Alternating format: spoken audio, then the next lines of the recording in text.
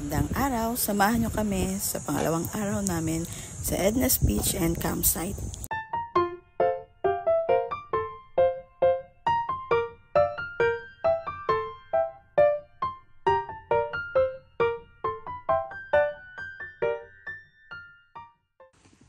Yan ang birthday girl. Enjoy na enjoy sa pagluluto. Ano naluluto mo? Tasty bread na nilagyan ko ng Butter. Ang dami yung unang butter niya nilagyan. Akala ko naman isang bagsakan lang. Hindi. I-absorb yun. Okay. Yung anak ko akala nagkapakita mo. Ayan, gamit niya ay. Ito na yung pangalawang araw namin sa camping namin. Wala na kami masyadong video kasi low-bat na yung mga cellphone namin.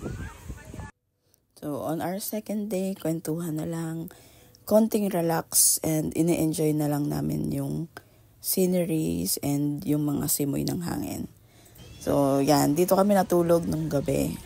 Imagine, nagkasya kami dyan 4. Pero all worth it naman.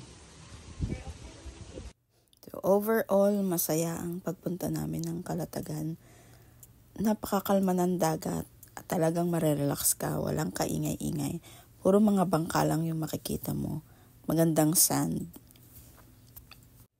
Babalik kami ulit dito and by that time, meron na kaming maayos na tent. At tsak na ma-enjoy na namin ang pagtulog sa lugar na to. So we planned na mag-side trip kami sa Tagaytay. Kaya maaga kami nag-prepare para umuwi. So ayan, yan na yung last namin na nililigpit yung table namin. So again, wala kaming video sa Tagaytay kasi nga gutom na at gusto na rin naming makauwi. Gusto ko lang talagang dumaan ng Tagaytay to see yung Bulkang Taal. And nagpakita naman sa amin ng napakaganda. Gusto kong bumalik doon kasi ibang-iba na siya from the last time na makapunta ako ng Tagaytay. So sobrang saya ng birthday ko kahit side trip lang ang ginawa namin sa Tagaytay.